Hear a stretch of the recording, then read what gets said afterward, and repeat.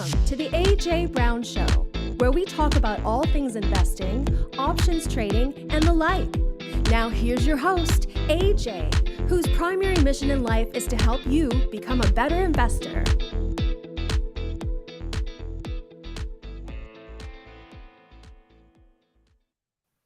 All right, ladies and gentlemen, welcome back to another episode 71 of the AJ Brown Show. AJ, good morning. 71. 71, Wow. 70 episodes of talking about options trading, investing, and how are you doing today? Today is February 24th. We just came off a nice little event that you had this week. We got a lot going on in the market. Where do you want to begin, AJ? I mean, it was a shortened week. I had a really good presentation at the Metastock event. I love the Metastock product. I wish if anybody from Metastock is out there, I wish you guys would pull in some options analysis into your software. But for technical analysis of charts, their product is second to none. And I was really happy to present to them on Tuesday. So if anybody's interested in that, we'll probably have a replay link. We'll get all the information on I that. wonder if anybody out there on our call today is from the Metastock event. I did tell them about our show, Sip. Well, we'll welcome to the show, episode 71, Welcome. right? Hit As subscribe. hit Hit subscribe. notifications. As we've been discussing. Well, the first thing that, when I woke up this morning and I turned on the news, I saw the market down about 400. We're down 470. What's going on? We're having this inflation news, but we've had some chatter with some other bits of information this week as well. How should we analyze? How should we read what we're getting? Because people look I scared. mean, well, I think people should go back about 15 shows because we talked about this in December. And yeah, we knew that the uptrend that was taking place in November, December was probably, a little bit, and January, a little bit premature. And we knew that there had to be more tightening. And we're getting a whole bunch of data that says that, Sip. So this week we had on Wednesday the FOMC meeting minutes. That's where they kind of give us a written explanation of what happened at the last FOMC meeting. And basically, it was still a hawkish set of groups, right? They're like, hey, we're going to look at the data. And if there's any hint of continued inflation, we're going to keep raising rates and selling bonds. And we know they're going to keep selling bonds for a while here, but they said we're going to keep raising rates. Then we had our GDP numbers on Thursday. Here's a little discussion about GDP. So GDP is reported by most countries in the world. Some countries that are bigger, like ours, don't just report it annually. We report it quarterly because a lot of people here, investors, businesses, they rely on those big macro numbers to make business decisions. And policymakers for that matter, the legislators, both on state and federal levels. So GDP is reported by the Bureau of Economic Analysis, which is a a small area of the Department of Commerce. And so they report it, and they actually report it 3 different times. So a month after the quarter ends, right, they're going to report what they call the advanced numbers. And they'll take as much data as they could get over that month and report a GDP number. Then a month after that, 2 months after the quarter ends, they're going to report their preliminary numbers. So they're going to get more data. They're going to revise the existing data, and the number may change.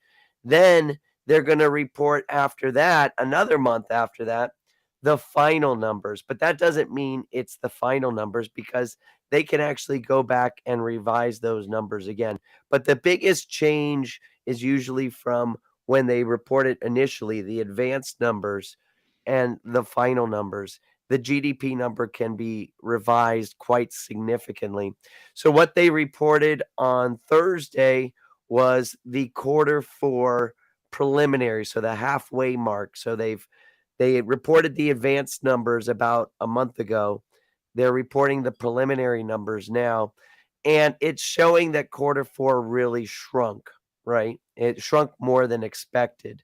So that was kind of a damper on people's parade. Don't forget last week, man, last week's inflation numbers all across the board, whether it was wholesale inflation or retail inflation or retail sales or even the production, industrial production was all pretty low. So we got the Fed's favorite thing just today, and I actually have that up. Let me pull that up. Let's see. What do I do here? I come over here. Give me a second sip. And I come over here and I get rid of my chicken scratch. And so what you can see here on the personal consumption expenditures index here is that, first of all, incomes were down less than expected. So they were expected to come in at 1%. They came in at 0.6%. So people's incomes are down, but expenditures, what they're spending on, way up, right? 1.8% versus what they expected was 1.2%.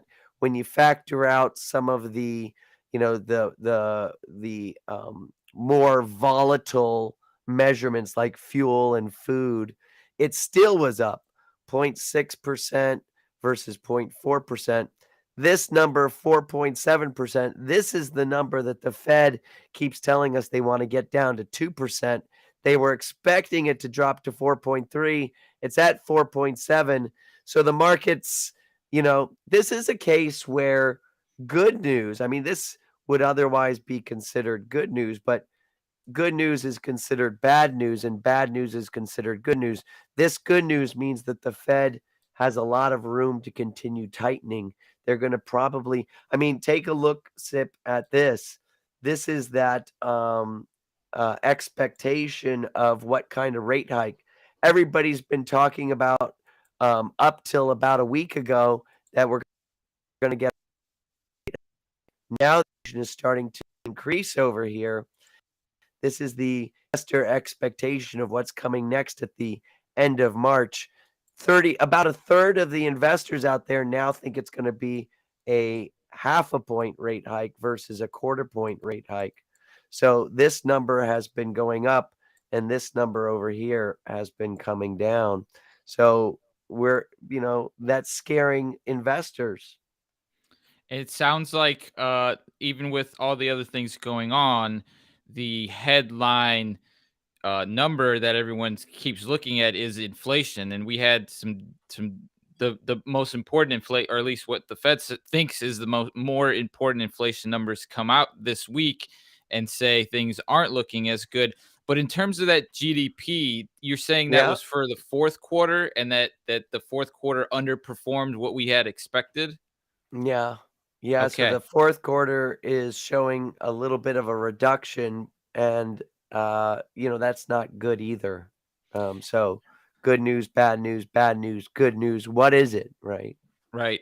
And bringing it back to the S&P, which you've just pulled up, in a few previous episodes, we were kind of looking for that top to find itself and for the market to come back down. And it looks like this week we're getting that a little bit quicker than we might have, anticipated. We totally have. We're establishing a downtrend. If you look at all the other gurus out there, including the Investors Business Daily, they'll tell you that there's either an uptrend under pressure or there's now a downtrend that has formed.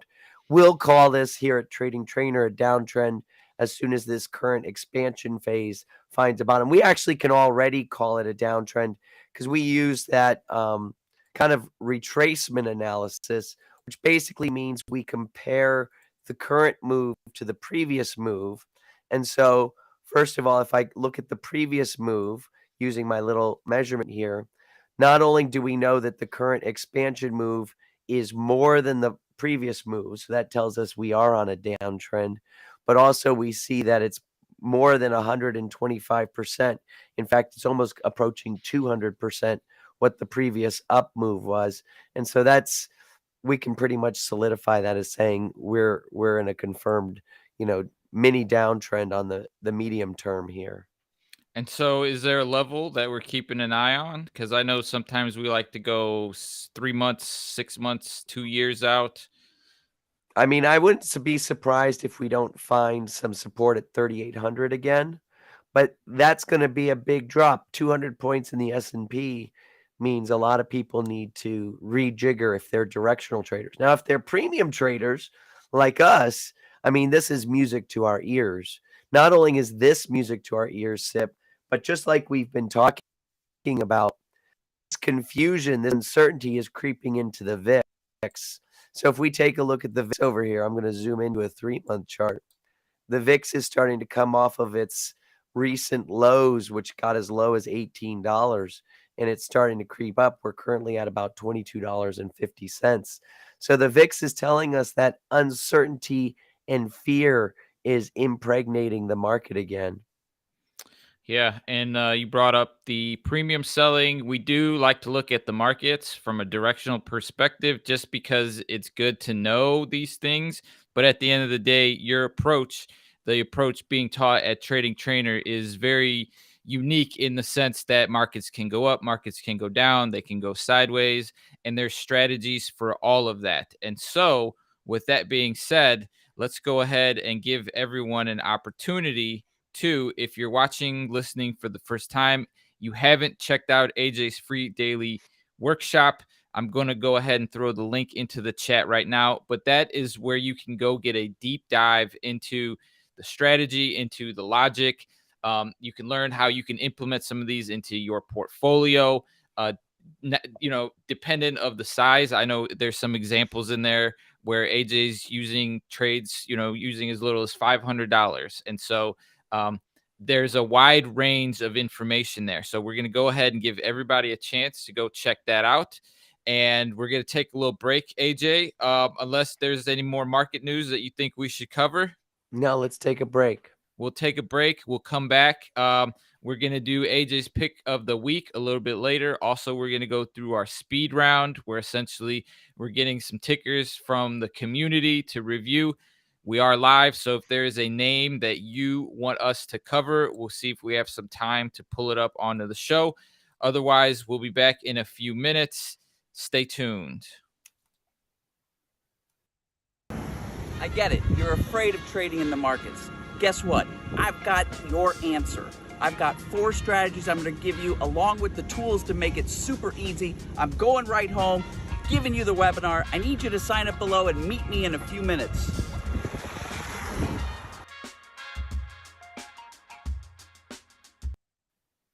All right. I imagine you covered some of those examples in the MetaStock event this week. Yep, sure did. We talked about that a lot. All right. Moving on with the show. I guess today's trending topic is one that I think is important to discuss. And that's when you're a trader or an investor and you start to catch a couple wins, how that confidence and overconfidence can almost hurt you. And so it's about applying a neutral state of mind, maybe you could say, to the markets, and using your strategies, using demo accounts, validating that your formula works, and then having your risk parameters. AJ, what are your thoughts on all of that? Well, I think that that's true. I think that people can get confident and they can get cocky, but the reverse is what I'd like to also visit, and that is when people suffer a loss. I think people get freaked out more than yes, confidence, I think, builds slowly, and it can build, like you've mentioned, dangerously. Like, I've seen people who have a strategy work and it'll work for like 9 or 10 months, and each month they get incrementally more confident.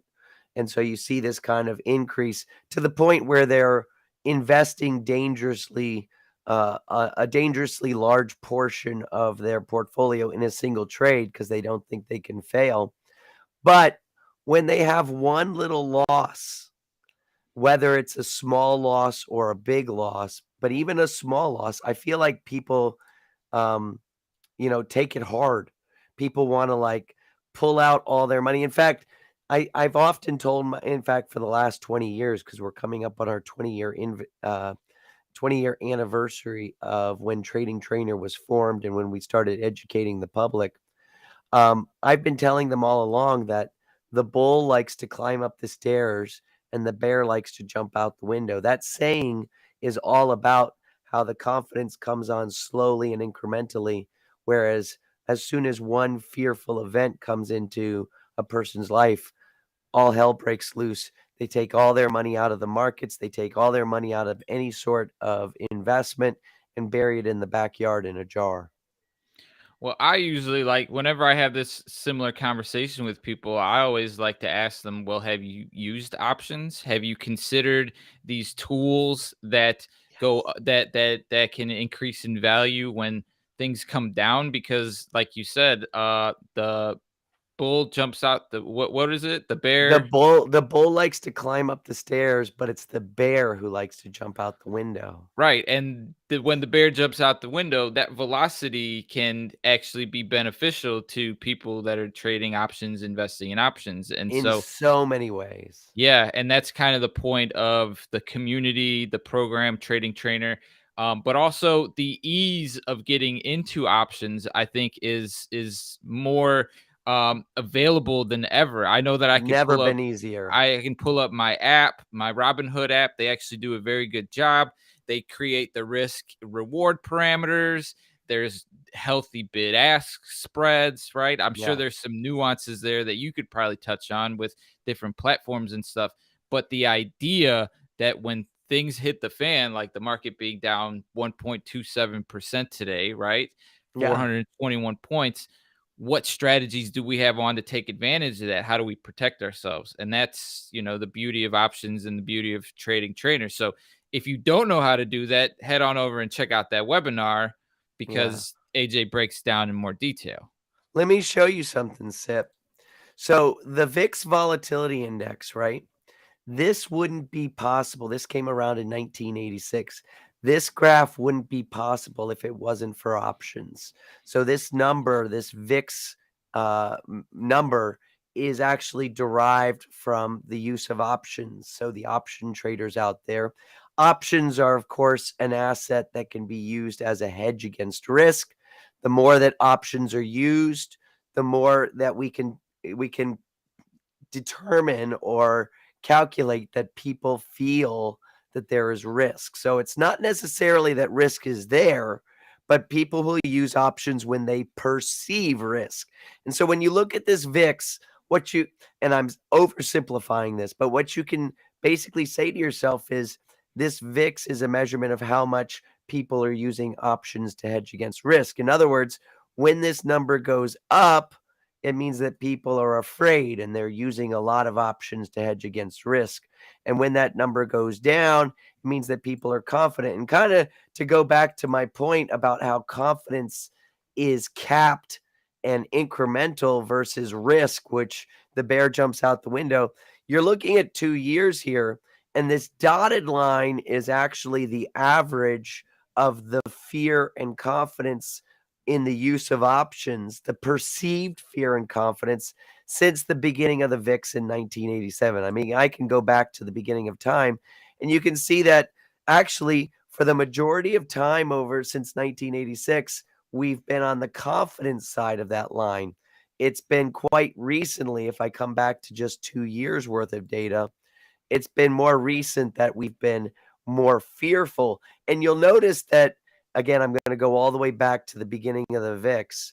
You'll notice that the confidence only gets so much below the line. Like if I was to draw kind of the bottom here, it's like from maybe about 5 to 10 points below that line.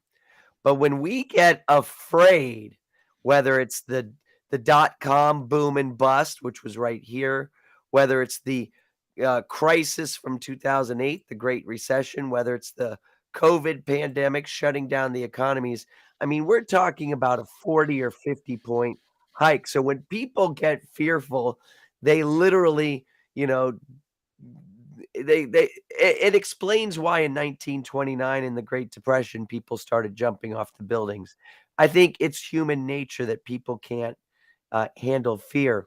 But coming back to your point, Sip, we now have quite robust assets to be able to profit on this. The VIX is a tradable asset. In fact, not only is the VIX tradable, but there's options on the VIX. So, us option traders, I'm getting so excited, I'm on the edge of my seat. We can actually create strategies that can profit off of the VIX popping high on fear and otherwise just breaking even. If we simply do two spreads, one spread down here where we know because confidence is capped, this spread, this could be a credit spread, could pay for a debit spread up here, basically creating a break even or a slightly profiting trade. Then, should the fear creep back in, which I'm forecasting in the next few months might actually happen, guess what? You're set up where usually you have this trade that's going to break even, make a slight amount of profit, maybe a percent or two. It'll profit big time if that fear comes back into the market. So, like you said, with the knowledge and with options, with the tools and the knowledge and the experience, if you don't have the experience yourself, use the experience of somebody who's done it before. You can totally take advantage when everybody else is burying their money in the backyard. You can be on the correct side of the equation. So one thing that I was thinking about when you're doing this description of the VIX, so as a premium seller, right, as that being like the core strategy to what you're implementing, when that fear kicks in, does that mean that it's easier to apply the premium selling strategy because someone actually needs to write the options in order for more of them to be traded? So that's a great question. So it's not necessarily the quantity of options, but what happens when fear creeps in to the market is that options that we sell. So options have a lot of different variables that influence them. One of them is the fear, right? The fear will raise the price of options. But the other thing is that at expiration, that component of the option price that fear raises always goes to zero. Options expire. The premium component of options always expires worthless at expiration. So that's great for us premium sellers because we sell the premium. So we get a chance to sell this more expensive asset because fear has increased its price. And then when we go to buy it back or when we let it expire worthless, it's still going to be worth zero. So we're still using the time component of options because that's very reliable. But that initial selling price of options when the VIX is high is across the board higher. So we, as premium sellers, wind up capitalizing well when the VIX goes higher. So not only do you make money on that kind of trade that I just gave you, that's a hedge to your overall portfolio, but then your premium selling kind of gets turbocharged as well. Premium sellers love it when there's a kind of a little bit of uncertainty in the market. Yeah, and it has me thinking of, the millions of people across America, across the world that have a portfolio, right? That have maybe Mhm. a long only or something that's a little bit more diversified. And if that portfolio is, I don't know, 10, 20, $50,000 and they're not using options or premium selling, then they're just not fully utilizing the capabilities available to them, right? Because they wouldn't necessarily need more money if they have the portfolio, because when you're selling the options, that's kind of giving you the ability to do that, right? It's using it as the collateral to be in this game of options buying and selling. I know that people believe that in the long term, they can put their money in the markets and it will grow. I know that people believe that because that has been the case. I mean, if we look at the S&P 500, in the long term, if I look back, this is a 4-year chart, Sip. If I look back over the last 4 years and I just put my money in here back then, sure enough, you're right, it will grow. This is a linear. But even if you look at the absolute value, if I put my money in here, uh, it has grown. But the truth is now more than ever with these type of pullbacks, and these type of pullbacks, the buy and hold strategy, I mean, for the last, gosh, 2.5 years, even more, for the last like 3 years, the market hasn't benefited any buy and hold trader. And if you don't use some of these strategies, it takes a long time to recover from this stagnation and this pullback. And this whole time, with very little effort, you could have been turning this time into money making, right? So every time there's a pullback, your portfolio could actually grow. And then you could always return back to buy and hold. But you should be armed. It's my opinion that we're kind of doing a disservice to especially school children. We don't teach them these type of things that I feel like more and more, as the world becomes kind of more globalized, more unstable, more unpredictable, you should know these strategies. Somebody asked me at the Metastock event, they said, why doesn't everybody do the premium selling like you talk about? And I'm just, my answer was, they just don't know about it, right? They haven't been educated on it. So it looks like black magic to them. But the truth of the matter is it's not black magic. A lot of portfolio, we featured at one point that we know that there's a mutual fund out there where the fund manager, all he does is write covered calls. That's because he knows, right? But it's not like black magic. It's something that you can pick up as a skill. It's what I've been teaching for the last 20 years. You just have to get the message out. Yeah, and the returns aren't bad, right? There's certain positions, certain trades that, 10% return in, a matter of days. Yeah. And we've gone through those examples on the show. So if that's Yeah. something you want to see more about, check out the YouTube channel and go look at some of those examples because we go through them. With that being said, I do want to give everyone an opportunity to learn more about all these different tools and strategies. So I know that on the Trading Trainer website, you've created a great little freebie section. I believe we're calling it the Grab the Stash, which is basically a collection of all the cool webinars and white papers and examples that AJ has accumulated over the years that kind of continue to harp on the similar strategy, the similar approach. And so I'm going to go ahead and throw the link to that in the chat right now.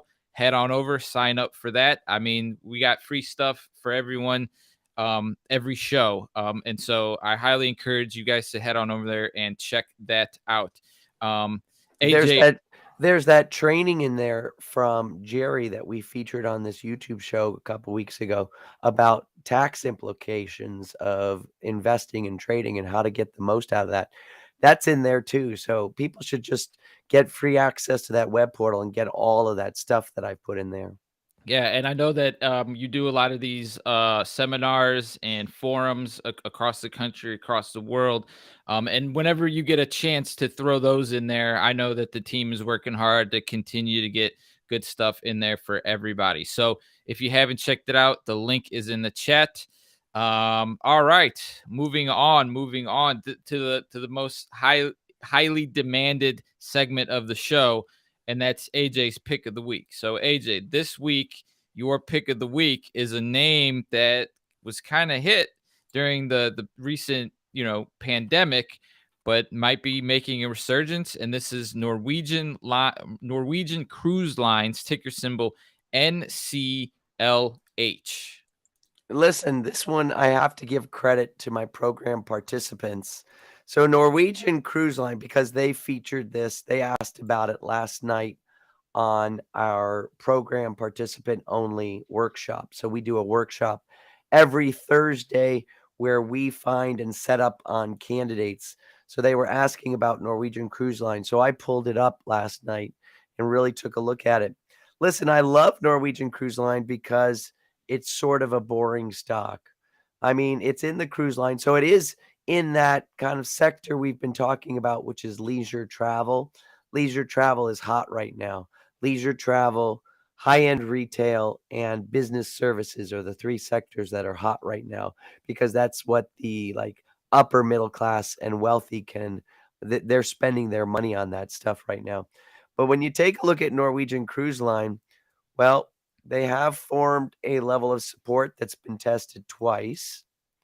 They have formed this level of resistance that has been tested twice. That's my criteria for determining a nice channel. They're not too expensive. I like that. And it does look like they're forming a top. And so that's a great recipe for selling our theta decay or our time decay premium. So then I came over and I looked at the option chain and I was looking at Norwegian Cruise Line and they're traded like every 50 cents. So we've got a lot of granularity so we can like design like the most perfect fitting option strategy. And there's liquidity. I was looking at the bid ask spread and there's only like a penny or two between the bid ask spread, which tells me there's a lot of trading going on. That's on the near term. The more important option we look at for liquidity is the one that's 3 to 6 months out. So looking at the June and the September options, we still have just 4 pennies between support and resistance, 3 pennies, 2 pennies when we go a little bit out of the money on either side, which is the typical protective option we use. Still a lot of open interest. You go out to September, it's maybe as much as 8 cents. I mean, that's fantastic. Still traded every dollar. So what I'm saying is the option chain is there.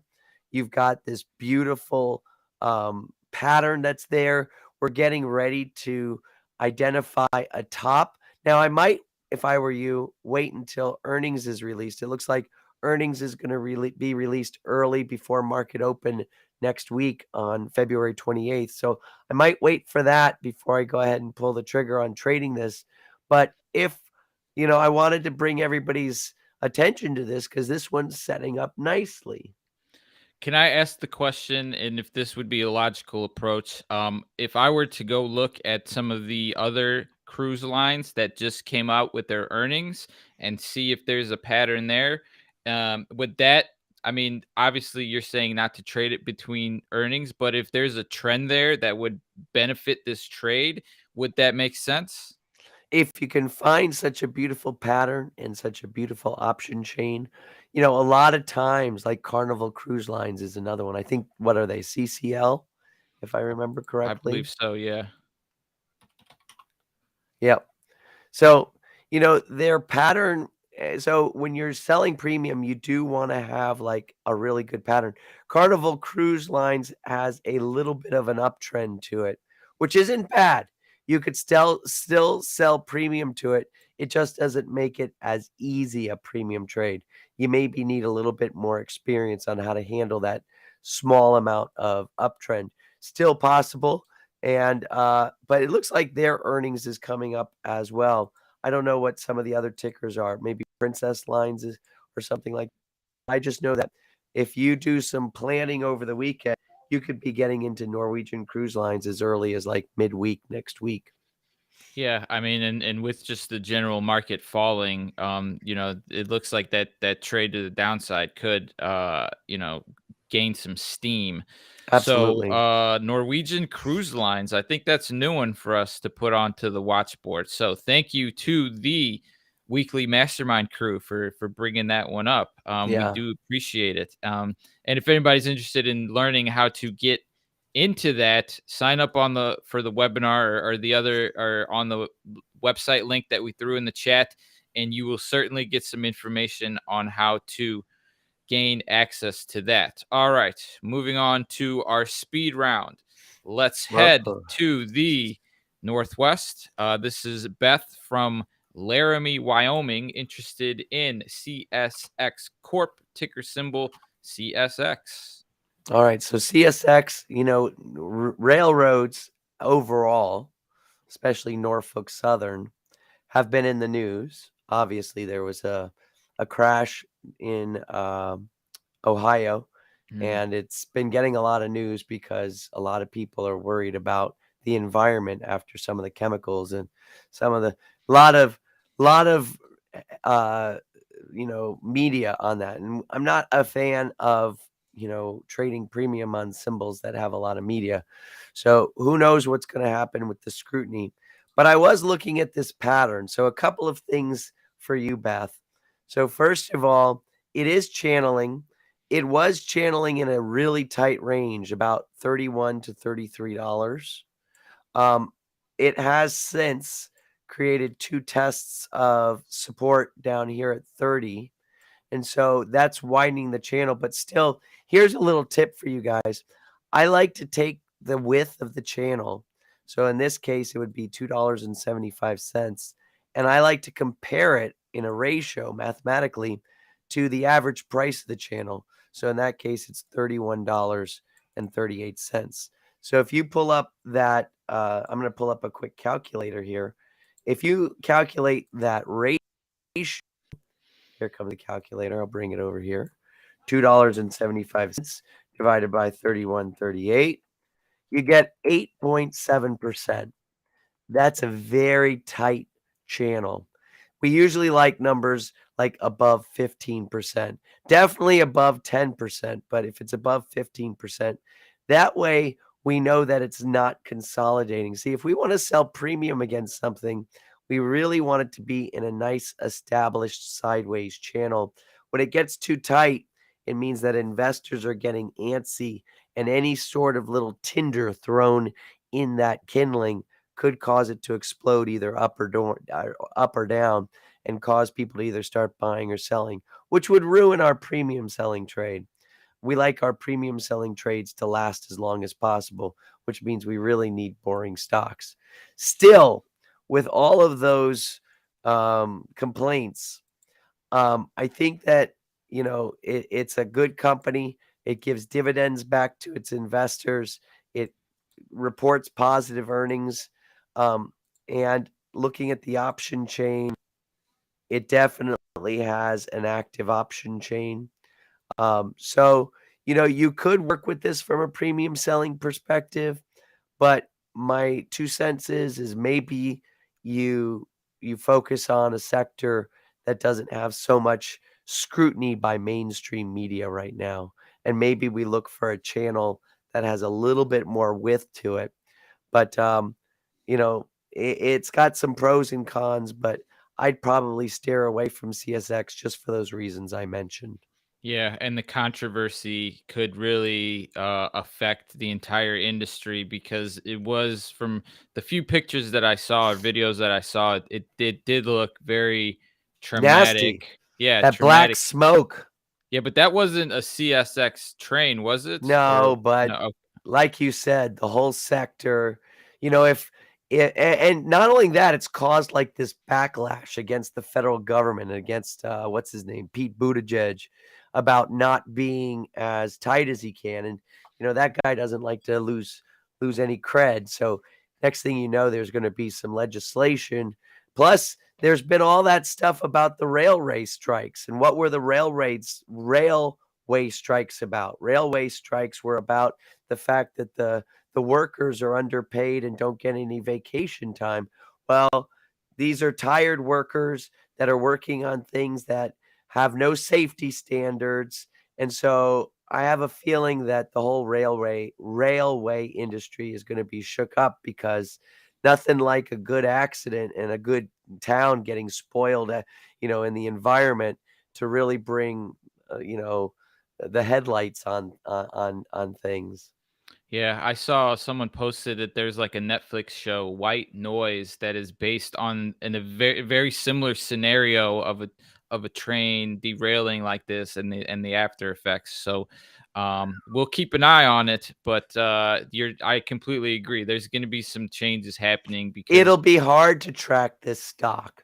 You don't know whether to buy or sell, and even our time decay positions might get thrown for a loop by a crazy directional move. So I'd I'd pause on this one. Maybe paper trade it just to see what happens for the fun of it. Sure. All right, Beth. Thank you for giving us a heads up on that.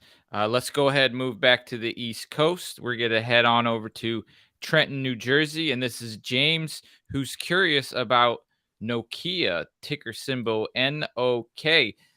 Fun fact, that was the first cell phone I ever had. I was going to Nokia. say, remember those headsets, those Nokia headsets?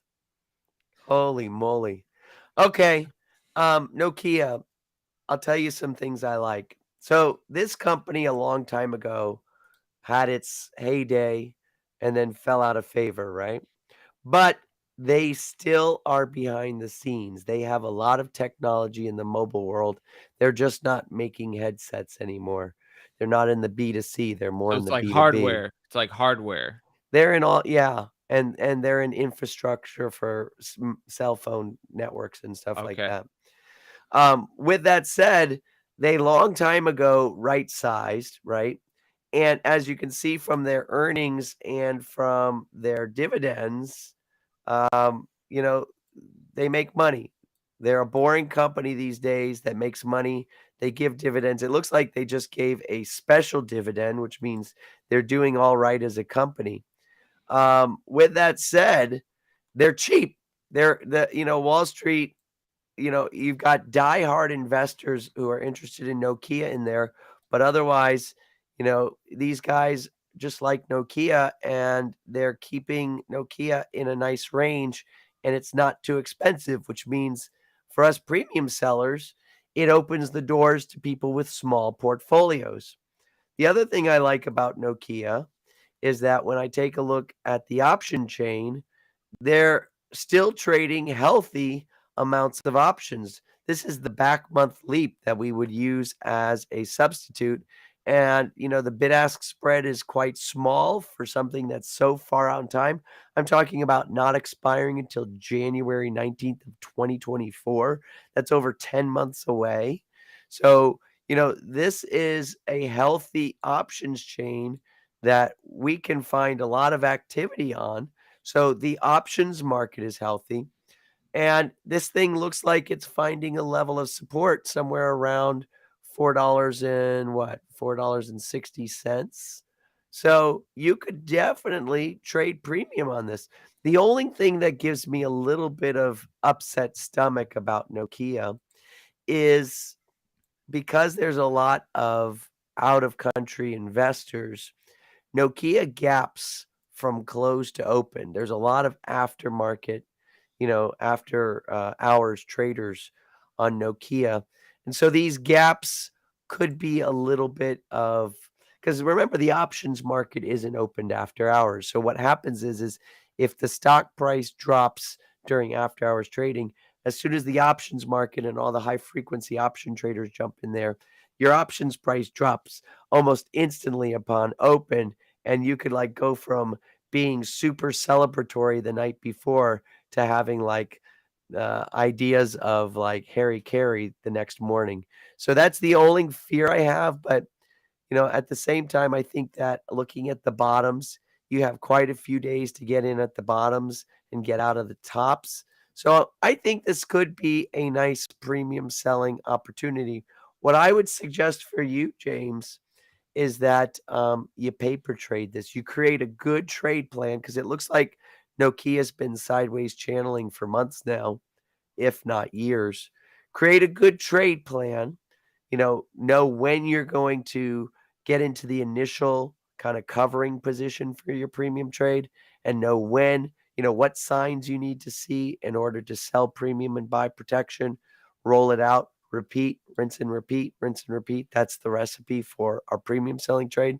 Have a good plan and then follow that plan for a couple of cycles with paper trading. See if you can get a hold of it. See if you are trading it in real time with paper money, if you can make this work. If you can, then that's when I'd start to roll in some real money into this trade.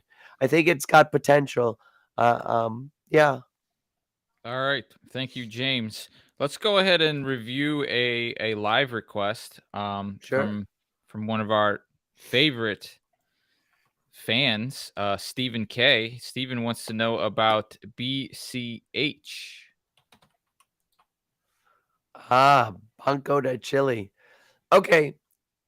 It has been on an uptrend for quite a few months, hasn't it? And now it's pulling back. So this could be a directional swing trade. The way I'm looking at it, I would go back and I'd use some of my option strategies I use with my full-time investors, which would be kind of a swing trading. In other words, you've got this long-term trend. and you've got this short-term pullback against this trend. Let's wait for this to bottom and signal that it's going back up. And we could trade this if we wanted some leverage with a stock replacement. I I'm think not I sure. think I think there's a mix-up on the ticker. He's saying Bausch Health Companies. I don't know if that's the ticker. BHC? Oh, BHC? What did I say? oh, BCH? you said BCH. Okay, let's put BH. Ah, okay. So this looks like what I call a diverging channel. So this thing has been consolidating, and then to have these phase after expansion phase. So again, I'm not sure I would trade this with a premium selling strategy. Instead, I would probably trade this if I knew more about the company in a directional way. And I have to be completely honest, after this earnings and after this pop up in price, I'm not sure that I haven't already missed the boat on a directional trade. A lot of directional traders, they have some insights ahead of just retail traders. And so it looks like the money's been made. So if you pile in some dollars on this particular ticker now, you're kind of coming in late. And so you're fueling their profit. But, the potential for you to make profit on this may not be farther than what it's already gone. It looks like we might have been a little bit late for the trade. But this does look like a pattern where we had consolidation and then expansion, and now perhaps maybe a fall. But, directional trading has its own, it's quite risky, and you really need to be in my opinion, an experienced professional trader where this is your job to be able to trade these guys. I like to look for the more boring stocks, the stocks that are in a nice sideways choppy channel that have been there for a while, that I could just use options where options decay naturally with time and just create a nice income stream off of my portfolio. This looks like a little bit too speculative for me. All right. Thank you, Stephen. Thank you for clearing that up. We have another question that's rather interesting that maybe you could shed some light on. I'm going to go ahead and pull it up on the screen. And that is, if you have three symbols with similar pattern and liquidity, would the IV be the determining factor of which symbol to Mm. add to your portfolio? The symbol with the highest IV would be the symbol to choose. Mm.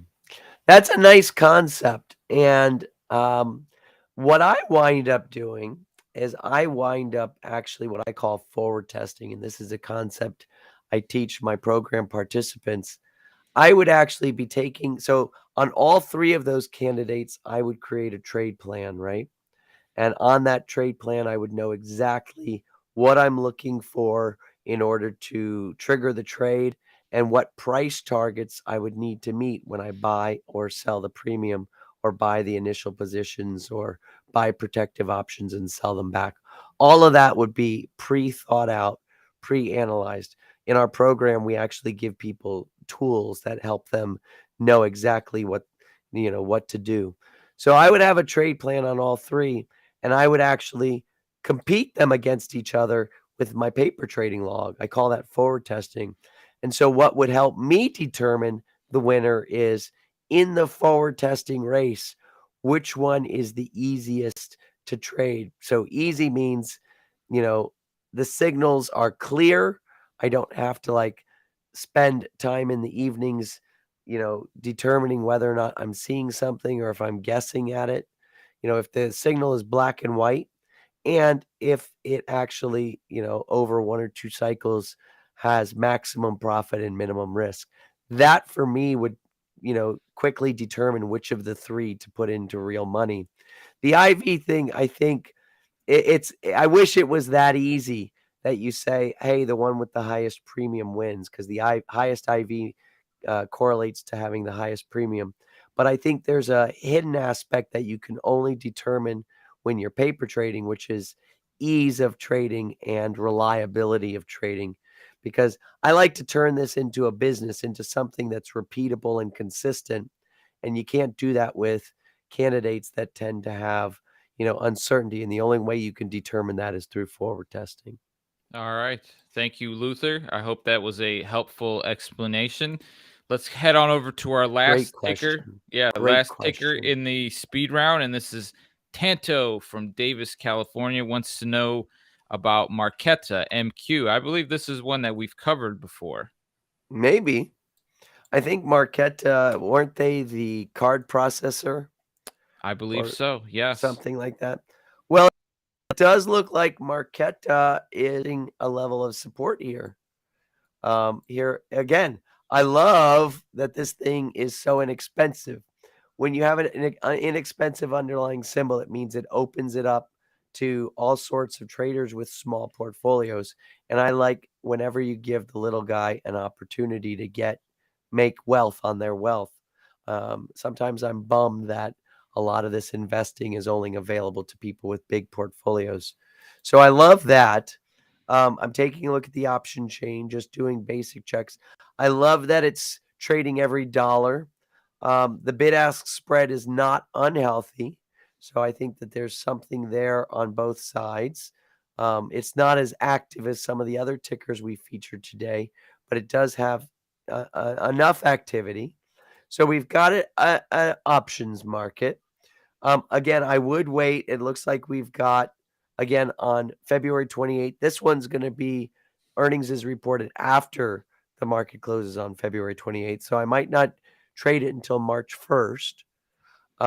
But yeah, the pattern's there. It looks like maybe we've got a level of resistance we can count on at $7. One thing I would do for you, Tanto, is I would pull up a point and figure chart and I would see how well $7 holds as resistance in the past using a point and figure chart.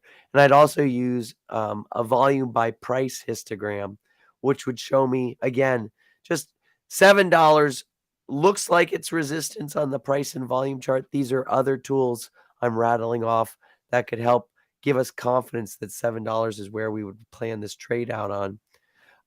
But yeah, it looks like 575 is our level of resistance, level of support.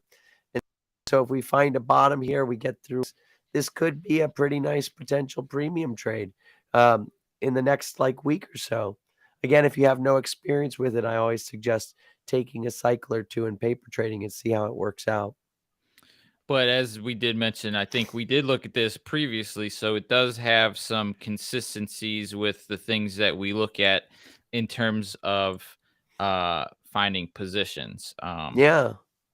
I actually think maybe we looked at it before as a slightly downtrending stock, and we were talking about trading both the downtrend as well as the premium component.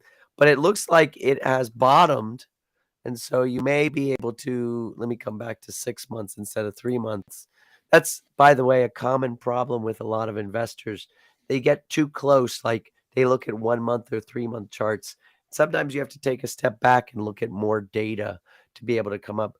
But yeah, it looks like it's finally bottomed here at about $5.75. So that opens up a whole nother set of trading strategies to us. All right. Thank you, Tanto. Sorry if we mispronounced Sorry it. if we mispronounced your name. That A is unique, right? Yeah. I being from Chicago, I just have that tendency. So Tanto, right? Yeah. Yep. Thank you, Tanto. We appreciate it. All right. Well, that concludes our speed round. We had a couple of live questions. That's great. Looks like the market's coming off of its lows a little bit, right? We're just a tad under, down 325 on the Dow, but heading into Friday, heading into the weekend, heading into the end of the month. Any final words? Any thoughts? What should people be keeping an eye on going into next week? I mean, we should be into our premium selling. We should be looking for opportunities to March premium. So if you haven't found those signals yet, you just make sure you revisit all your trade plans so that March is going to be a month for you. All right. AJ, appreciate your time. Everyone that's tuning in, it looks like we had some new viewers. So hopefully that's some of the people that came over from the Metastock event. We appreciate you. If you're on the page, on the channel, hit that like, hit that follow, hit that subscribe button. help us grow the community. We'll be back week after week, providing great options trading examples, giving you insight into the options market, and giving you a little bit of introduction into Trading Trainer, which AJ and the crew has been doing this for almost 20 years. Maybe on that 20th anniversary, we'll put something special together. I like it. All right, AJ, thank you for your time, sir. All right. Take care, everybody. Have a good weekend. Like and subscribe and Thank you for tuning into the AJ Brown Show. If you're interested in learning more about AJ and his investing techniques, head on over to tradingtrainer.com and create your free account today.